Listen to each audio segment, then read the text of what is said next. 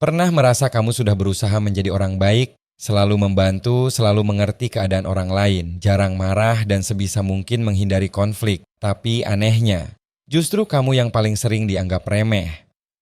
Orang meminta bantuan tanpa memikirkan waktumu. Candaan mulai melewati batas, pendapatmu sering diabaikan, dan ketika kamu akhirnya keberatan mereka malah mengatakan, "Tumben kamu sensitif."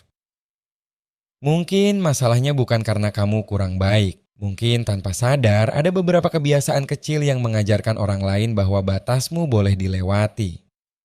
Dan untuk mengubahnya, kamu tidak harus menjadi dingin, kasar, atau egois. Kamu hanya perlu mulai mengubah 5 kebiasaan kecil ini. Pertama, berhenti otomatis mengatakan iya. Ada orang yang setiap kali dimintai sesuatu langsung menjawab, "Iya, bisa." Padahal sebenarnya dia sedang lelah, tidak punya waktu, atau bahkan tidak ingin melakukannya. Lalu mengapa tetap mengatakan iya? Karena mengatakan tidak terkadang terasa menakutkan. Kita takut dianggap tidak baik, takut mengecewakan seseorang, takut hubungan berubah hanya karena kita menolak satu permintaan. Dalam psikologi, pola seperti ini sering berkaitan dengan people pleasing dan kesulitan untuk bersikap asertif. Kita begitu sibuk menjaga perasaan orang lain sampai lupa menjaga diri sendiri. Jadi mulai sekarang jangan langsung menjawab, biasakan memberi sedikit jeda. "Aku cek dulu ya, aku pikirkan dulu." Atau, "Kali ini sepertinya aku tidak bisa." Kelihatannya sederhana, tapi setiap kali kamu berani mengatakan tidak pada sesuatu yang memang tidak sanggup kamu lakukan, kamu sedang mengatakan iya pada batas dirimu sendiri. Kedua, sampaikan ketidaknyamanan saat itu terjadi. Bayangkan seseorang membuat komentar yang membuatmu tidak nyaman. Kamu diam, besok terjadi lagi, kamu masih diam, seminggu kemudian terjadi lagi. Sampai berbulan-bulan kemudian, kamu mulai kesal setiap kali melihat orang tersebut. Masalahnya, selama ini dia mungkin bahkan tidak tahu bahwa perilakunya melewati batas. Karena setiap kali itu terjadi, kamu membiarkannya. Bersikap tegas bukan berarti harus marah. Kamu cukup mengatakan, "Aku kurang nyaman kalau bercandanya seperti itu." Atau, "Aku ingin kita tidak membahas hal itu lagi." Dalam komunikasi asertif, kita belajar menyampaikan kebutuhan tanpa menyerang orang lain, tetapi juga tanpa mengabaikan diri sendiri. Orang mungkin tidak selalu menyukai batasmu, tetapi orang yang sehat akan belajar menghormatinya. Ketiga, jangan tertawa pada hinaan yang sebenarnya menyakitimu. Ini mungkin terdengar sepele, seseorang mengejek tubuhmu, pekerjaanmu, kemampuanmu, atau sesuatu yang sebenarnya sangat sensitif bagimu. Semua orang tertawa, dan karena takut dianggap terlalu serius, kamu ikut tertawa. Padahal dalam hati kamu terluka. Masalahnya, ketika hal itu terus terjadi, responsmu bisa memberikan pesan. "Tidak apa-apa memperlakukanku seperti ini." Kamu tidak perlu membuat keributan, kadang kamu cukup berhenti tertawa. Atau mengatakan dengan tenang, "Yang itu nggak lucu buat aku."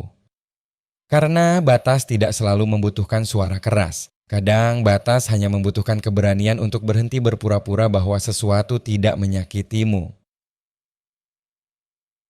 Keempat, tepati ucapan dan janjimu. Ada bentuk penghargaan yang tidak bisa diminta, ia harus dibangun. Dan salah satu fondasinya adalah konsistensi.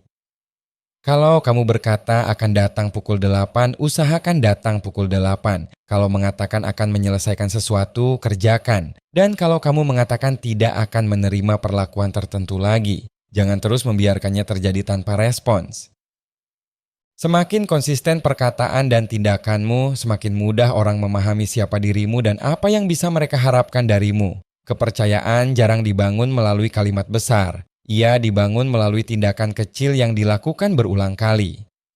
Dan seringkali, orang menghargai seseorang bukan karena dia paling keras berbicara, tetapi karena ketika dia berbicara, perkataannya memiliki bobot.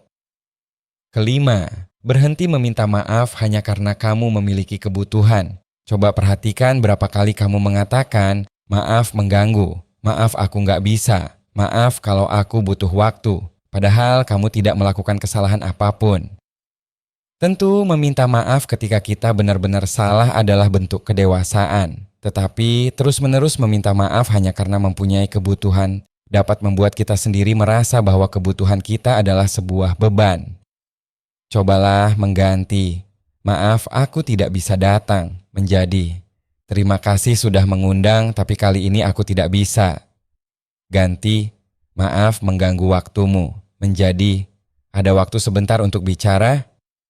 Perubahannya kecil, tetapi pesan psikologisnya berbeda. Kamu tidak lagi meminta maaf hanya karena keberadaanmu membutuhkan ruang. Pada akhirnya, ada satu hal yang perlu kamu ingat. Kita tidak bisa memaksa semua orang menghargai kita. Kamu bisa menjadi orang paling baik, paling tegas, dan paling tulus. Dan tetap akan ada seseorang yang tidak menghargaimu. Karena itu, tujuan dari semua kebiasaan ini bukan mengontrol bagaimana orang lain melihatmu. Tujuannya adalah berhenti menunjukkan bahwa dirimu boleh diperlakukan sembarangan. Jangan menjadi kasar hanya agar terlihat kuat, jangan menjadi dingin hanya agar tidak disakiti. Tetaplah menjadi orang baik, tetapi jadilah orang baik yang memiliki batas.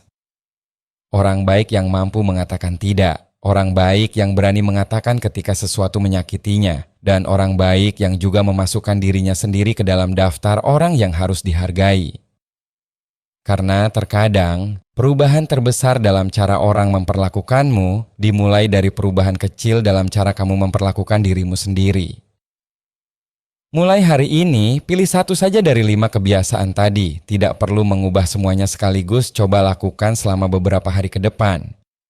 Karena mungkin kamu tidak membutuhkan kepribadian baru untuk lebih dihargai, kamu hanya membutuhkan batas yang lebih jelas. Kalau kamu suka pembahasan tentang psikologi dan pengembangan diri seperti ini, jangan lupa subscribe dan tulis di kolom komentar dari 5 kebiasaan tadi mana yang paling sulit kamu lakukan.